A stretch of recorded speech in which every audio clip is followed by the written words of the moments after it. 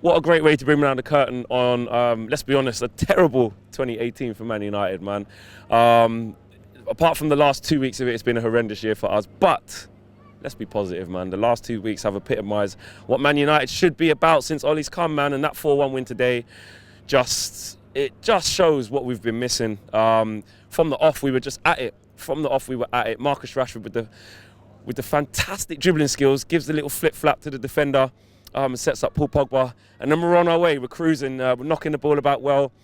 More movement comes, and a great ball from Ander Herrera sets up the second goal for Paul Pogba and gets us in at 2-0. And then you're thinking, well, it doesn't get us in at 2-0 because we carried on from there. And then you're thinking more, let's go for more. Then we get the third. Great work from Martial. A bit of a downer, I'm not going to lie, because we keep conceding that goal. I did go for a 2-1 today. So I went for a 2-0, but I did in the back of my head think that we've always got that level of conceding in us. For some reason, we just always switch off. But you know what, I think that's a byproduct of just playing attacking football. You know, you're going to give up chances, you're going to concede goals. And I spoke to a lot of Man United fans today, and you saw the reactions in the fan cams of how everyone was feeling. If you're going to outscore the opposition, who cares? You know, it's just like how Liverpool were doing. It's just like how Man City were doing last season, outscoring teams. Marcus Rashford, I have to give a big mention to him because all the headlines will be going to Pogba today, and maybe rightly so, because he had a fantastic game and he's got 9 goals for the season now. But Marcus Rashford has set the bar so high for anyone who wants to displace him up front, being Lukaku. His pressing was fantastic. It was infectious. It gets everyone higher up the pitch. You know, he goes and presses, then Martial joins in, then Lingard goes, then Herrera goes. Even Matic pressing, fantastic. And what really impressed me today about his performance is how his movement. You know, he makes the first run, he doesn't get the ball. He makes the second run, he doesn't get the ball. And when he does get the ball and collect it, he's just so comfortable with it at his feet, and he's feeling so confident. You know, Rashford was going away to England and turning in performances where we were scratching our heads and thinking, why can't we see this at United? Yes, as a lot of United fans, we knew, depending on where your opinion lies, I certainly knew that it was because of the system that he plays in here. He's not free here.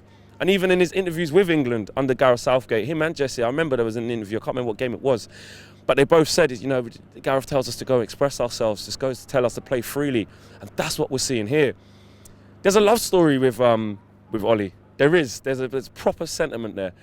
And when I look at him and when I look at his press conferences and his reactions and stuff, he is just a big fan. He's just a fan of Man United. Obviously, he's a legend, yeah. But he's a fan. And what I like, though, is the fact that he gets it. He gets what it is to play for Manchester United. Like, his managerial, experience may be limited, but he understands what it's all about. And, we had to listen to Jose Mourinho before. And I don't want to keep bringing up Jose. I just have to, but it's just where I'm coming from with this point. We had to listen to Jose at the beginning of the season, before we'd even kicked the ball on pre-season tour, state that if we didn't get a centre-half, it was going to be a difficult year. That's what he said before we'd even kicked the ball. You know, we didn't go and get that centre-half, and we've changed the manager, and in 2 weeks we've scored 12 goals in 3 games. How does that work?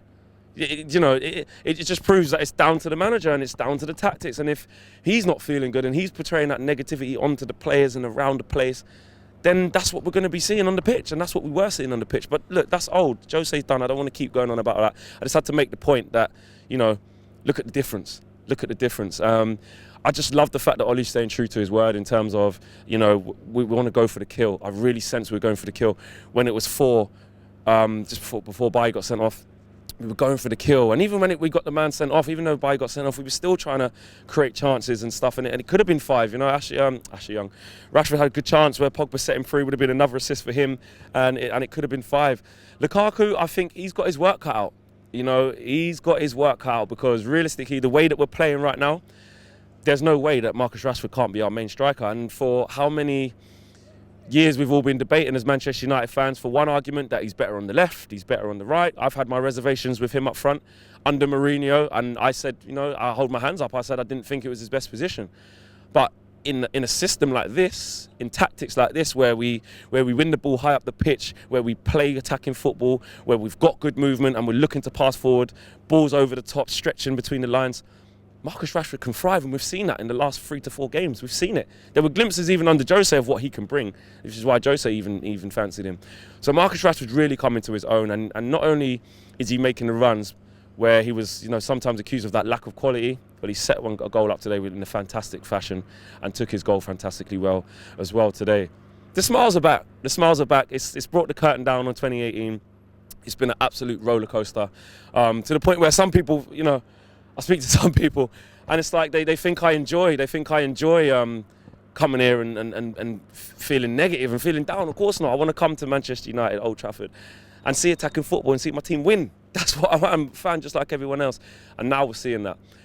I've asked some fans about the sentiment side of it with Ollie.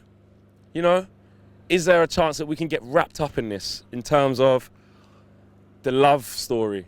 And I see it two ways, really. I think we still have to be patient. There's bigger tests to come. Even Newcastle away will be a big test. That I know we can fast forward to the Tottenham game as the biggest game coming up, but you think of that game coming up at Newcastle, it's going to be a tricky game. It's always tricky up there. I remember even last year we had loads of chances and we just couldn't score, and then we end up losing the game. So I see that side of it, but I also see the side that if Ollie does well and gets us a top 4, even from the position we're in now, which is difficult, he's going to stake a claim, and I don't know how I feel about that. I kind of don't want to think about it too much because I'm just enjoying the moment, and that's what I keep saying to fans who ask me. I'm like, you know what? I'm not thinking about that.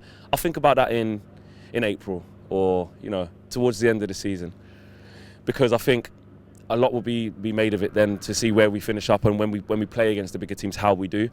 And there's some big decisions to be made by then. So I just want to enjoy the moment. Guys, thank you guys for all the support you've given the United Stand. It's been a fantastic year. Obviously not footballing wise, but for the United Stand community. Everyone's had their say, everyone's had their opinions, and there's been ups and downs along the ways and differences of opinions and arguments. But that's what it's all about. We love giving you A1 content. We love following Man United all around the world so you guys can feel a part of it.